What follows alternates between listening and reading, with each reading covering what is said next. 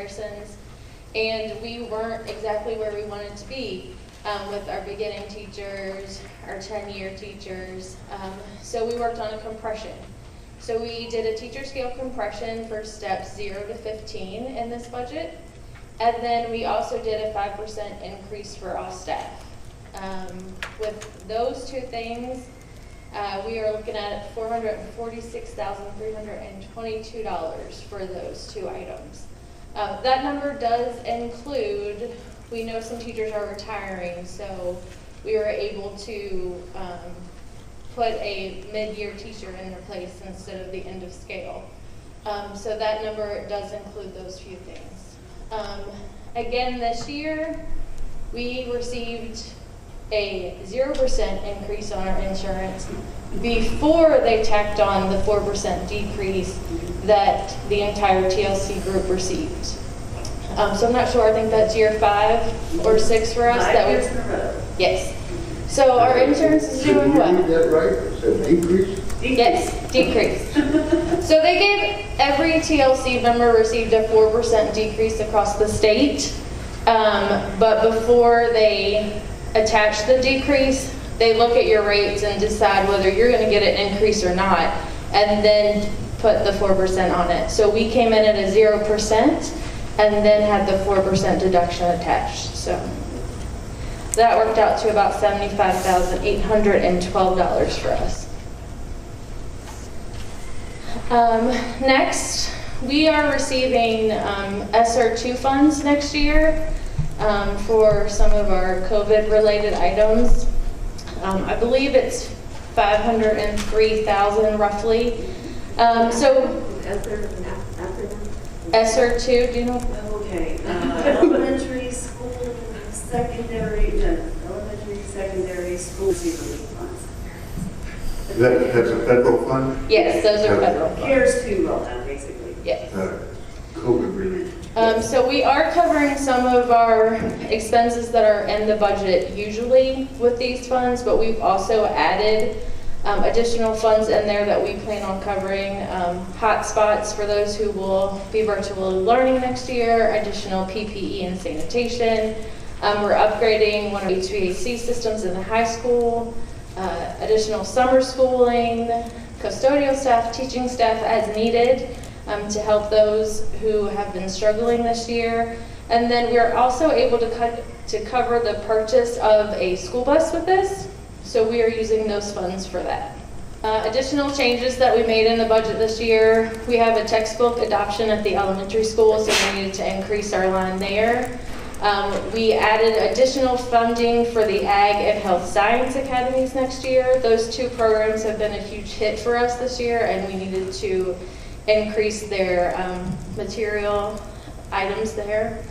Our electricity bill is seeing a decrease over the last 12 months, so we were able to decrease there. And then we have the additional Sr2 expenses that we included. So a summary of our highlights.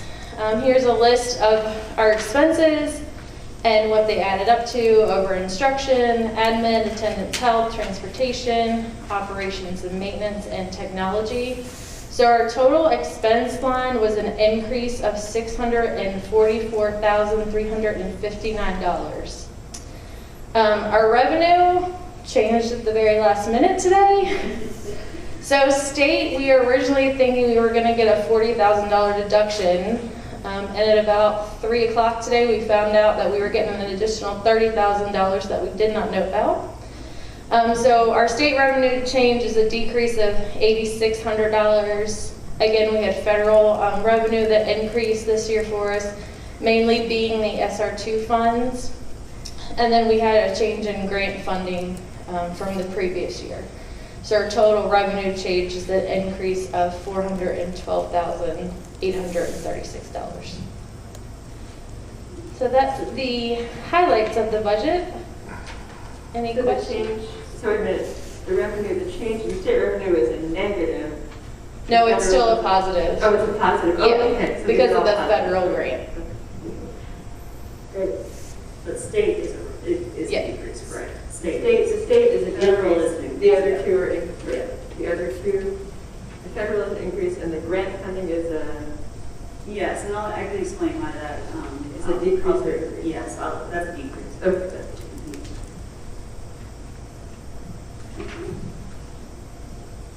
Any questions?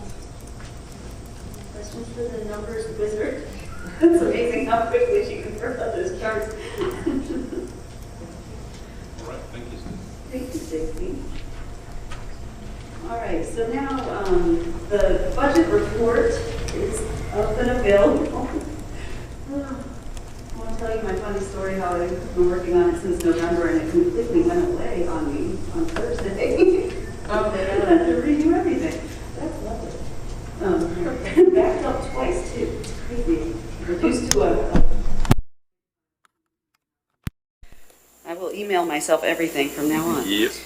So anyway, the budget report has a formal, same as the former reports, similar format. So it goes through our goals, which really haven't changed. Even though we're dealing with a pandemic, we still are staying the course. We are still using the conceptual framework for the profile of a Virginia graduate and making sure we have all these experiences to ensure that we have life-ready students by the time their experience is completed here. And then a quick letter from me just about thanking everybody for everything that they've done this year. It's been an incredible community effort. It really has. Everybody really stepped up to the challenge to educate students, but not only that, provide services to families, feed everybody, work together to find ways that we could support one another. So it was actually a beautiful thing to see in that sense. We still have a lot of challenges, which is why the superintendent priorities in this budget, number one is the amelioration of COVID-19 impacts. You heard our student liaison speak to some of those already, and it's affecting everybody. So not just students who typically struggle in school, but those who are very successful normally are still struggling. So that remains a priority to make sure we're dealing with those critical needs that COVID has resulted in. Teacher staff raises has always been a discussion point, and that came up again in our joint meeting. We'll talk a little bit more about that coming up. High school academies, we piloted that this year, even despite COVID. We said, no, we really do want to roll with this. It definitely fits our mission of what we're doing. We have community partnerships. We have the right people. Let's see what happens. And sure enough, they took off, and we are capping out in every class in those academies. So that it deserves to be funded. The students want it. We have great community partnerships. Like I said, RAPC is on board for the Health Science Academy. So yes, everything's going really great there. And then, of course, equity, making sure that we maintain equity to access for all of our programs. But as always, this isn't everything. This is going to have everything that we need, but it hopefully we'll walk through the process and share what we've dealt with this year and what we're thinking about. All right, and I'm not going to go through everything. Performance highlights are there. We didn't have SOL testing for last year, so because of COVID. This year we will be SOL testing in certain areas. The federal government has not waived those for federal accountability. The state has waived accreditation accountability, however, so it's more about growth assessments. Here's our enrollment summary, which I actually need to update today, as I saw we have additional students in the elementary school coming in and added about 20 students since we started out. So actual pre-K enrollment is up 20 and approaching 500, which is awesome. Great. And then the description of the LCI, Local Composite Index, how that affects us, what's the difference between, and how does ADM interact with that? That's the average daily membership. So that's in this report as well. The same as the last few years. It's that formula really hasn't changed in its makeup, just its percentage sometimes. Here's our trend with enrollment and average daily membership. So as you can see, we have had a decrease in enrollment in ADM, and we're accounting for that too.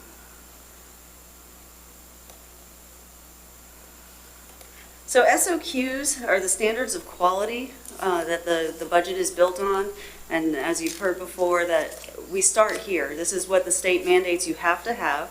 Your standards of quality and standards of accreditation really outline what every public school needs to have. And then the state funnels in aid through basic aid or direct aid through the LCI formula. So for instance, if you look at this chart, here's an example through our funding tool. So you're going to be funded for 1.86 kindergarten teachers. Well, I need 3 to make sure we meet the guidelines, so they're only going to cover that much through the SOQ formula. That's what they're going to fund, and then it gets filtered through LCI. So you're really getting funded at 20% of a portion of your SOQ mandate. I was happy to see in the conference budget, now we do receive state funding for up to 3 support positions per 1,000. So ours will be like 2.23 or something. But still, that's funding we can now receive for our school nurses, our social workers, psychologists, and those pieces that they've seen that have been so critical to schools. So we will see that this year. Federal grants, we do receive title funding for different programs. So Title I, for instance, for at-risk reading and math assistance. Those funds actually support our reading specialist and portions of other support staff that help with those students. And then the different title programs are there and what they do. And then, of course, IDEA, Individuals with Disabilities Education Act, that's your special ed flow-through funds and preschool funds. Carl D. Perkins are your CTE funds that support your career and technical education. And then there's a link there to all the federal programs if you're so interested. Federal programs are fun. Federal and state relief grants. This is a new section this year because previously in the budget cycles we haven't had this before. The Coronavirus Aid, Relief, and Economic Security Act, CARES Act, was the stimulus passed last year when the pandemic hit. Initially, the school has received $143,000 in this fiscal year in order to respond to the pandemic. In fact, we are still working toward reimbursing this into this fiscal year and supporting some summer school costs with that as well. We haven't even spent it all because the county funds came in early on at the end of FY20 and into FY21 throughout the summer to make sure we could reopen our schools successfully. And that was about $526,000 that the county gave to us in order to be able to support the schools. So we're very, very thankful for that. We could not have done it in the nation. In fact, if you look at their pillars for concern and how to return teachers to safety, some of it, not even half of what we've done for our teachers and our staff and students to make sure that they were safe coming back. So we're thrilled we were able to do that. CARES, ESSER, and GEAR funds. So ESSER was Elementary and Secondary School Emergency Relief. Oh, I was right. And the Governor's Emergency Education Relief Funds. Those were available through separate set-aside application grants. So, of course, we applied. We applied for anything that we might be able to get our hands on that's there. And we did receive $29,873 to offset some additional expenditures with facilities and maintenance and technology, like custodial services for deep cleaning, mobile hotspots for families with limited internet access, things like that. And then we received CARES CRF set-aside funds, which was the governor's funds that he had set aside that they allocated as a direct payment to school divisions. And that's how we were able to, remember, mid-year or so, mid-first semester, get our UV decontamination systems and air scrubbers in all the classrooms before flu season hit, which was wonderful. So that came in to do that. And then as Stacy mentioned, Sr2 funds are coming out. That's the latest iteration. And that will be $503,000 that we can use throughout fiscal year 22 and 23. And to support reopening, learning loss, infrastructure, network, anything that you need to help your students be successful. It's a lot more flexible than the previous one. So that's how we're really looking at ways to offset certain expenditures that had to be repurposed for COVID relief. So having another bus, for instance, to double up on a route where we know we're going to have additional students coming in through the phase-in and at the beginning of next year. So that's what we're looking at for that. And that will take care of a major project we had planned in our capital improvement plan as well, which was the BRF system in the main hallway up here. All right, so what's new? We have new grants all the time that we're Continuing to write, our Virginia College Advising Corps grant will continue, so we will definitely have a college advisor for the foreseeable future.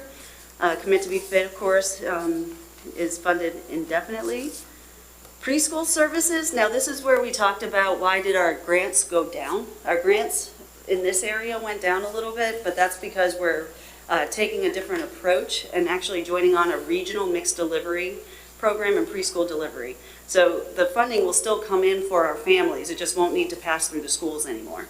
The fiscal agent is going to be a more regional, so we won't need to have to be a pass-through. So that's what those funds really were anyway. They didn't directly support us, but of course indirectly through educating our early education programs.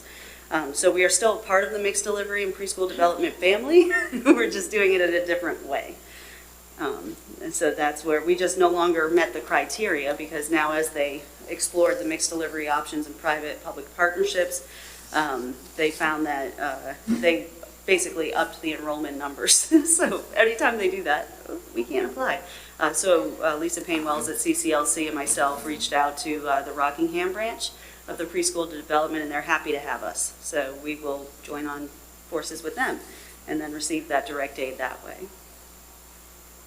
Also, there are plans for early Head Start to come back to Rappahannock, and hopefully that's moving forward well. That's through CCLC and People Inc.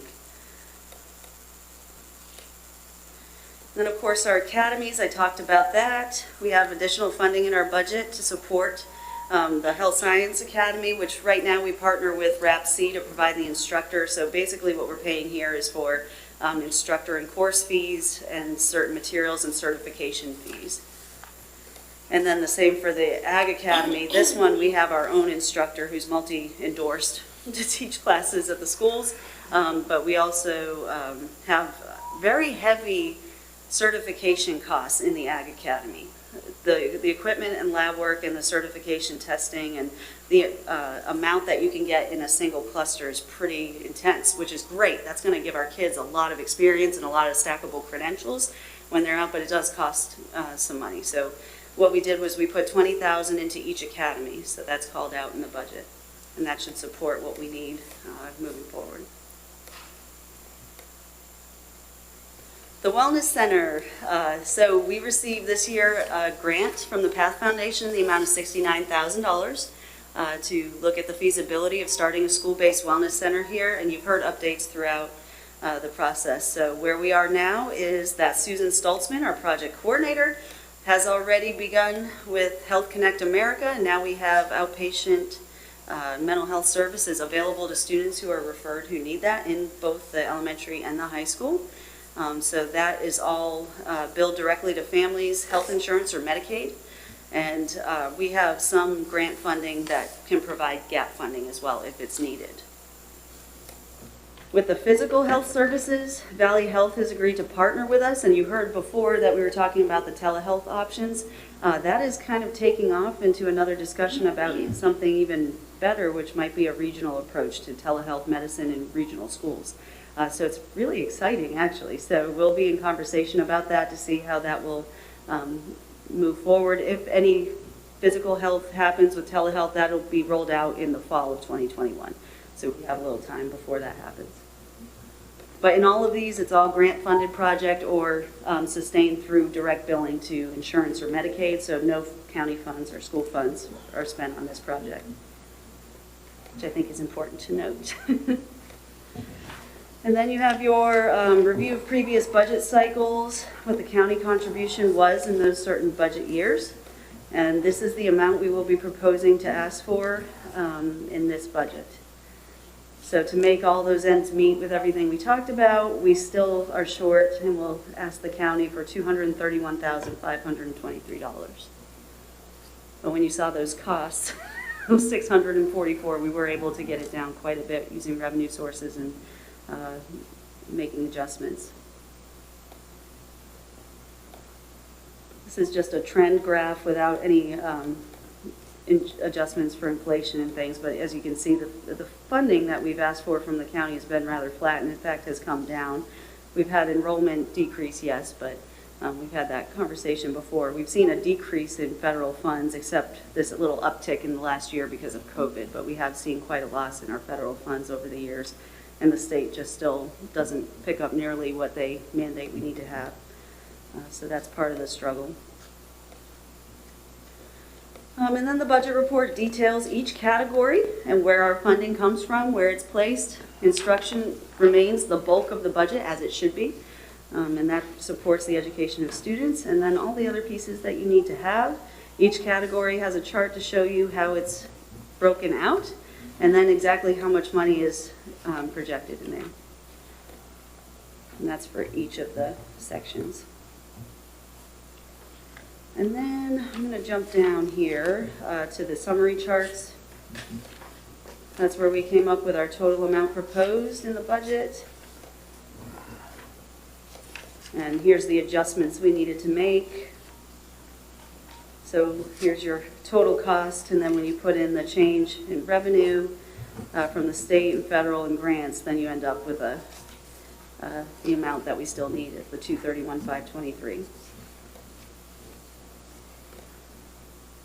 Notable adjustments. So let's talk about the compensation, because this is really important, and I think it's pretty great that we've finally been able to do this. And we've been in a situation previously where I know there was a vast salary scale study done many years ago. I think it was, 2009, 2010, about where the vast salary scale study came in and looked at comparisons surrounding counties and did a pretty extensive salary scale study, and found that the teacher's salary scale really was detrimental to those at the higher end, and we had so many staff that were approaching that area that they thought some work needed to be done there.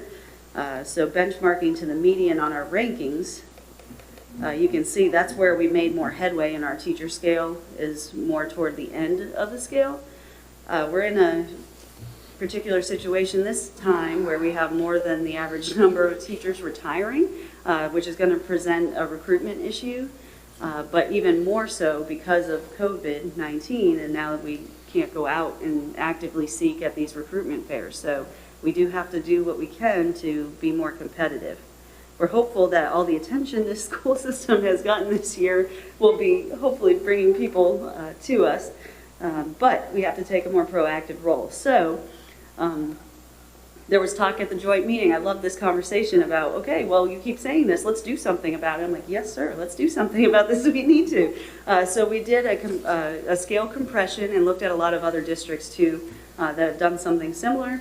We compressed years 0 to 5, 5 to 10, and 10 to 15, making the 0 year closer to a 5 year. There's still a smaller step in between, but it's much more competitive at that end. So here's the new scale after the compression. So as you can see, this is a much better place for a bachelor's 0 teacher to start in Rappahannock, whereas before we were at 41, I think. 41. Yeah, oh wow. Yeah, so that's a nice big jump. They won't see as much between years 0 and 5, and then they'll see a jump there. 5 to 10, same thing, but we compressed it, so you'll have more money up front and you won't make as much later on. And then, of course, the 5% was included in that, too, with the compression. So on average, our teachers who are in those years probably, I think, made out between a 7 and a 9% on average, whereas everyone at the end got at least the 5 on this scale in particular. We needed to do some work there, and we are definitely going to need to recruit. So that's our new scale.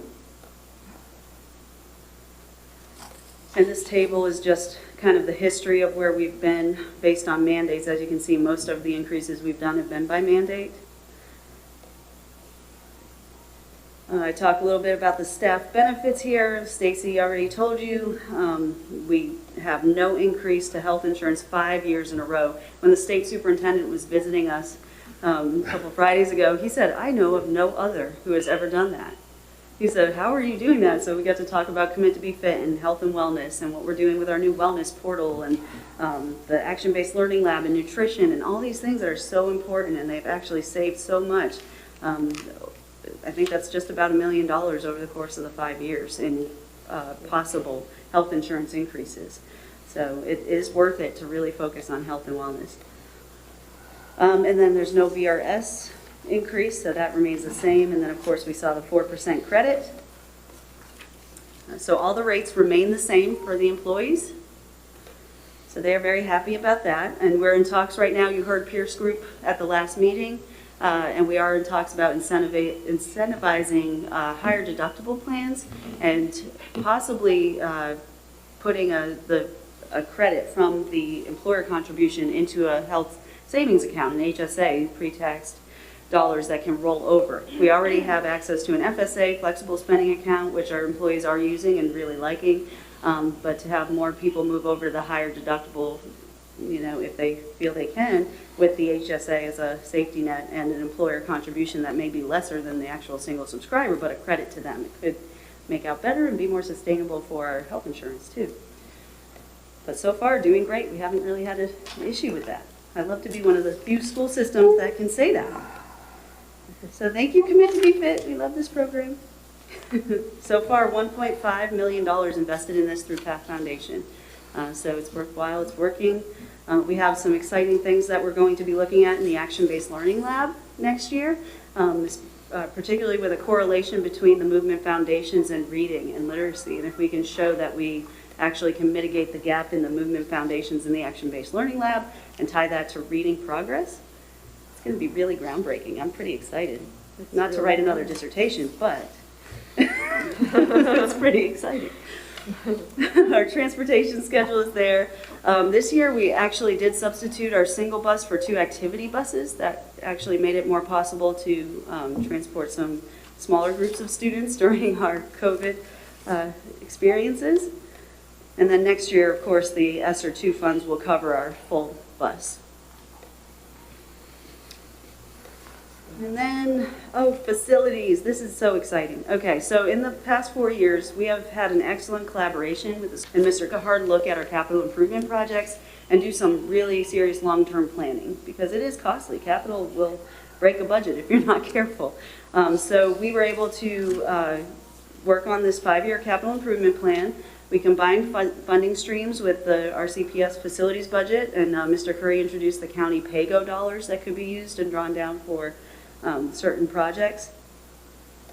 And with that, and then added to the CARES Act coming in and county CARES dollars like these wonderful seats you have here, all these projects were able to be taken care of this year. So I have this capital improvement project period.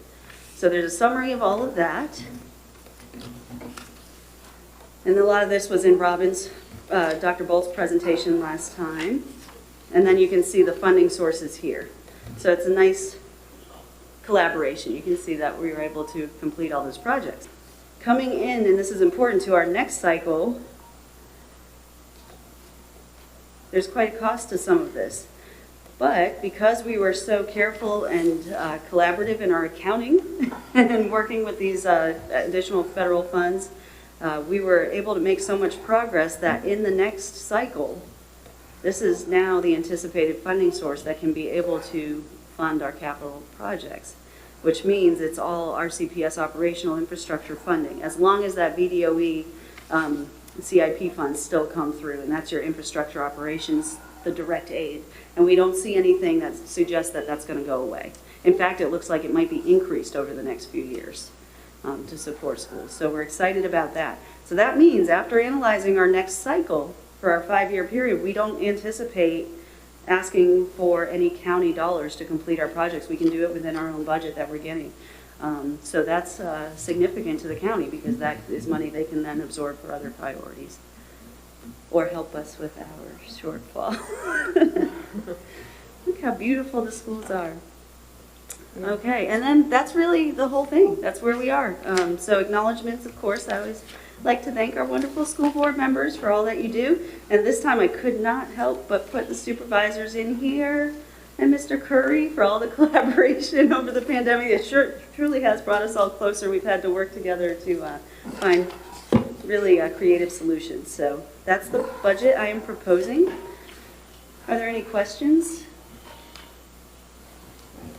So this is basically everything that we've already gone over for the past month, and the difference being the General Assembly through the 5%, correct? curveball at us that we're absorbing and basically pushing forward, right? At a cost of $230,000 that we were not intending, but we're being told.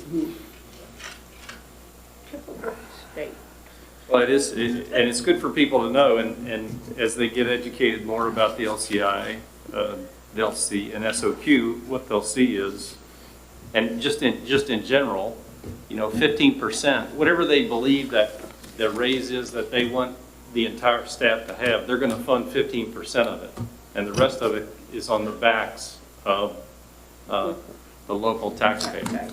Comes out of our county budget. So it's just good to know. It's more like 10%. Well, it's 80% of 20%, which is about 16, right? 15 to 16%. So in dollars of $250,000, that's about 40K. Right. And the rest of it we got to cover ourselves. Just approximations. But it's good for us to know that when something's voted for in Richmond, that they're not planning on paying for that. No. Right? They're planning on us paying for that. And it's just good for us to be mindful of it as citizens. That And on top of that, it's mandated. and it's mandated. Right. Yeah. But the mandate is because Virginia's teachers aren't really paid an equitable amount compared to teachers in other states. Right, I saw that stat. So it wouldn't behoove us to not go with a mandate or to buck that. I mean, I think that we're still going to be lower than the average teacher pay, even with this. I mean, we need to pay for it. I mean, that's something that we need to get teachers into our into our school. We need to retain people. Well, and if there's ever any year to do it, what the staff has pulled off this year. Exactly. Oh, I get goosebumps just thinking. It's just incredible how they all really pulled together and how much work it took. And I hear from other districts all the time about, well, how many remote learning teachers do you have that are just doing that? How many do? Oh, I'm like, my staff's doing it all. Okay, we don't have those separate.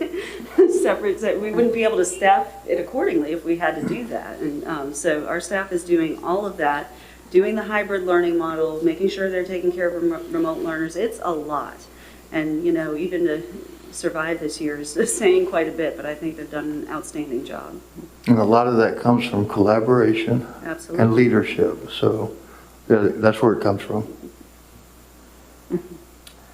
I believe. All right. Well, thanks for putting that together and walking through it with us again. Very educational and transparent. Very helpful information. I appreciate it. Is there any questions from the board before we move on? We're going to give the public an opportunity to this is basically our hearing for the school budget. There's another hearing a month from now where the supervisors entertain a similar conversation on the school budget and on the overall budget too, I believe. But that'll be a month from now. So is there anything else from the board before we move on? Anyone? Any questions? Well, I just appreciate seeing the newly compressed. Compressed Thank you, scale. thank you for putting that and for giving us all these. I mean, it's a lot of numbers, but it's kind of exciting to see this. Thank you for putting that And these in are detail in this document. these are available, right? We have Yes. these out in the hallway. They are loaded on board docs. The one-board docs, and we'll make sure that, usually we make sure they're in different places in the county, right? And those would be found at the library and where else? Yep, as soon as you adopt it, we will put it out to different areas, yes. Right. So as long as this is what we're going forward with. And we do have that option to do that now or anytime before the end of the month, basically.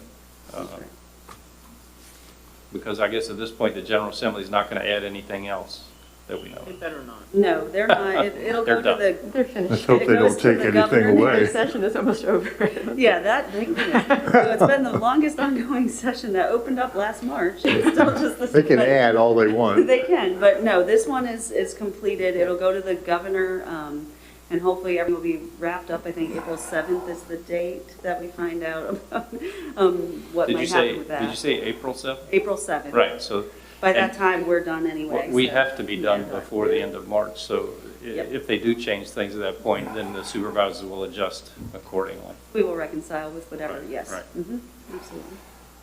All right. Any other questions from the board? All right, at this time, we'll open up the floor for public hearing.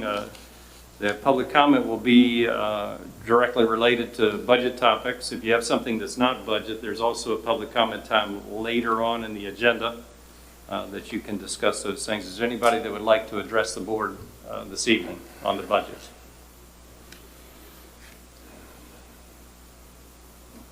Yes, ma'am. Can you come? All of you for such an amazing job.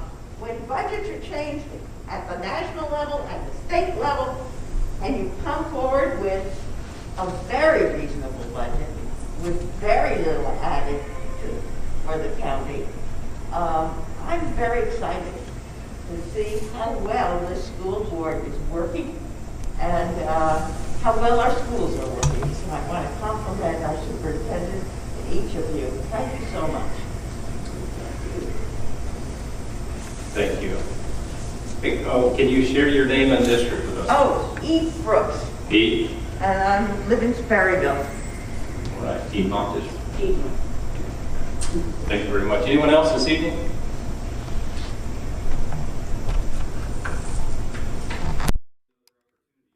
In a month. And Gary, are you coming up? Yeah. He's coming back. Good job. I almost didn't. You guys have worked so hard.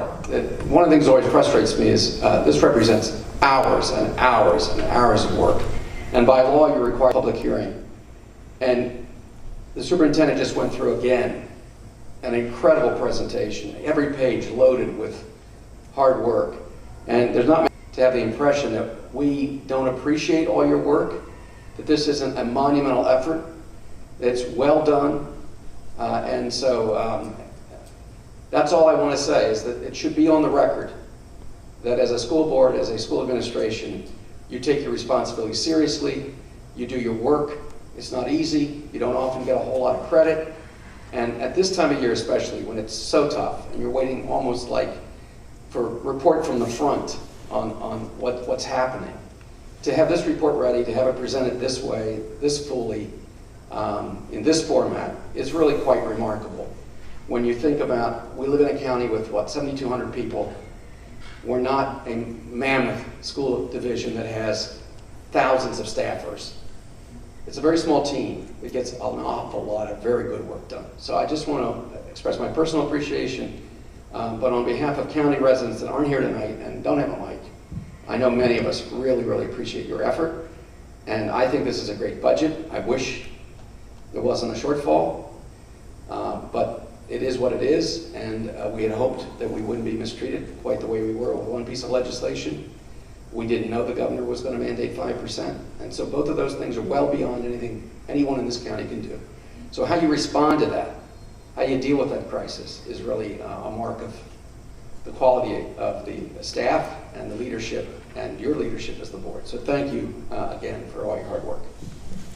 Very, we are very fortunate that a really good time in the history of our school in this county. So we do need to remember to be grateful for it.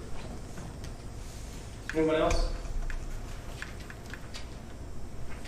All right, we're going to move on. We're moving on. Is there a report from the Headwaters representative tonight?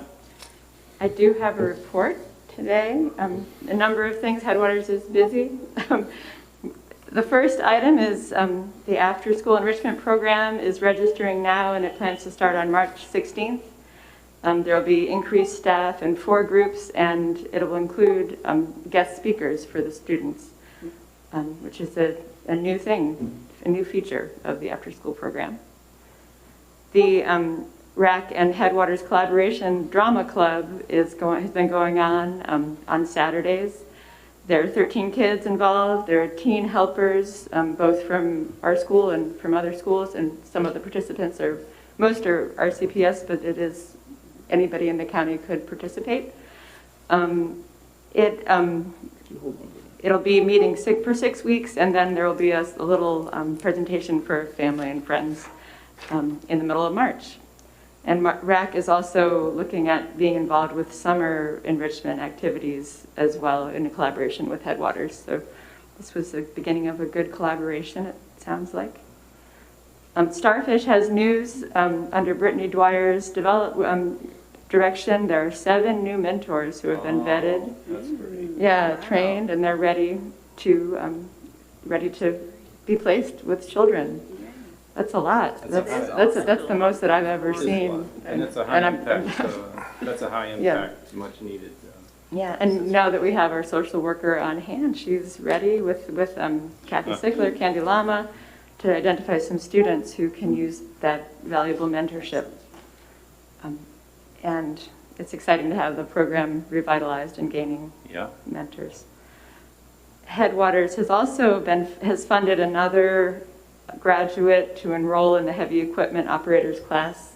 This will be the 5th, I think, enrollee in this heavy equipment certification through Lord Fairfax Community College. It's something that they did as a pilot, and now it seems like an ongoing program that we'll need to find maybe a funder who cares about that particular. And Mr. Achel has already spoken about the ongoing. I'm just going to add the dates into the record. They'll each be at 7 p.m., March 18th, March 31st, and April 14th, are the days that I had on that. And the conversation will begin and continue. Very good. Thank you very much for that, Rachel. MVGS? Yeah, we did meet, and we just basically confirmed that students will have an opportunity to meet in person for labs, 2 labs a week, and then alternate weeks, and 2 labs the next week, and that kind of thing. So all through the chemistry and all the labs will have hands-on labs from now to the end of the year. Oh, good. Now, good. Okay. That took a great deal of transportation issue, I understand, just to make sure who was going where and when. Yeah, but they got it done. Oh, good. Good change. Thanks. All right, moving on to discussion. Now's our opportunity. If we have any questions regarding the presentation we got tonight, any questions, changes, anything that we would touch about it. The matter is, before us is, we do have currently a budget work session available to us on the 23rd of March if we needed it. The question is there anything that we would research and change between now and then, which is possible, and if not, this board could choose to go ahead and make a motion to pass this budget tonight. Now, their benefit to that, of course, is it starts the engines rolling with everybody's ability to start crunching the numbers a little, on Gary's behalf and that type of thing too. So it gives him a little more time to work. And it gives time for everybody to start asking more questions if they want, because something is now fixed.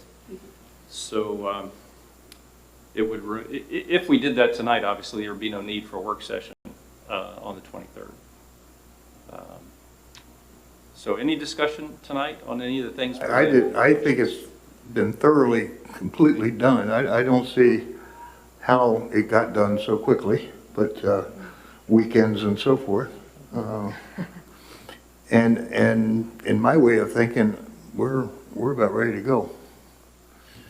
I agree. Yeah, it seems thorough to me as well.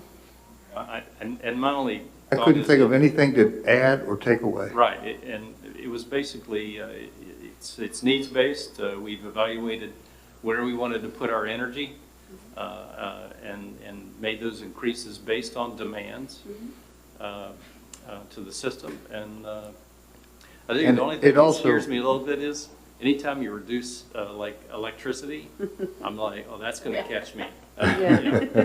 So I know it's a little scary. We've done it before with fuel because fuel costs are going down. Well, now they're going back We didn't touch that And are one. we ready, are we ready, are we ready, are we ready?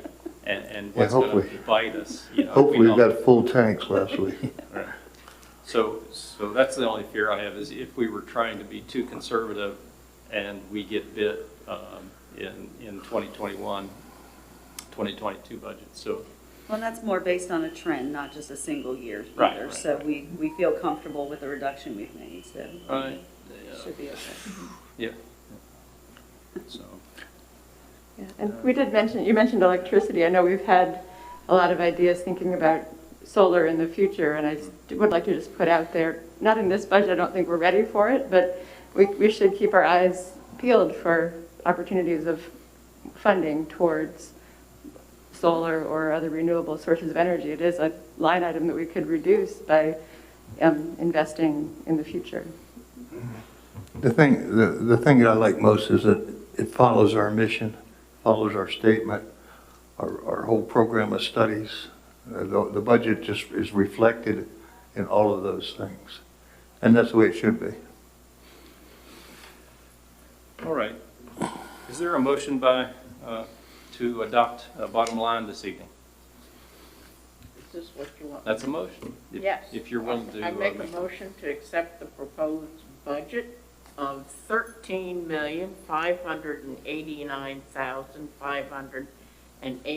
$13,589,585 to be submitted to the Board of Supervisors on, you want March 31st, 2021?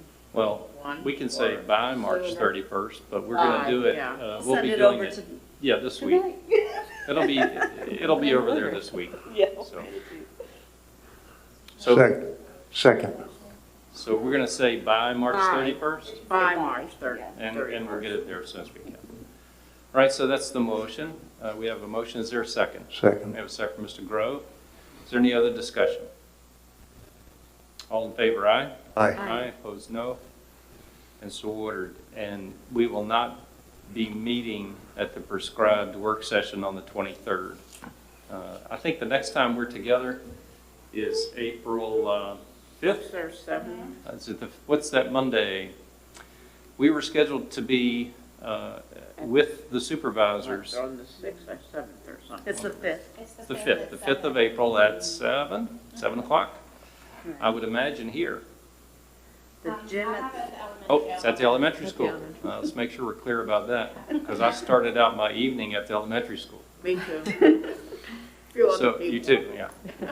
So, so at the elementary school, April the 5th, 7 o'clock, we'll be together to respond, basically, if there are any questions regarding school budget at that time. All right. The VSBA Business Honor Roll, item 7.3.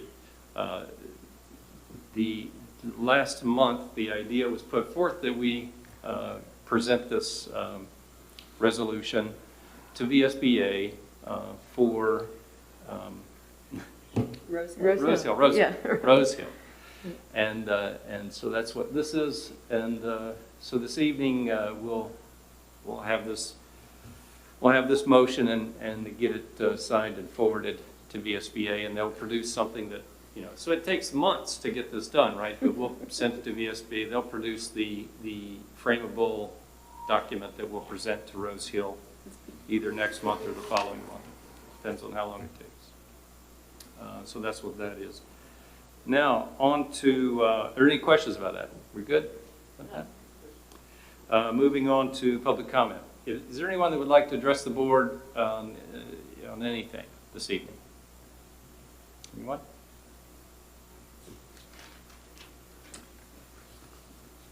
Okay, so we have adopted the budget. That's item 9.1. Modification of the budget calendar. I guess we don't need to modify it. We just are not going to be meeting for the work session. That's not a modification, is it? We're just not showing up. It's on the calendar, so we'll put something out just to be sure people That know it's that it's been canceled. Is there a motion to approve the VSBA honor roll resolution? So So moved. moved. Motion, Mr. Grove, second. Ms. Bynum, all in favor, they'll be saying aye. Aye. Aye, opposed, no. So ordered. Is there any new business today?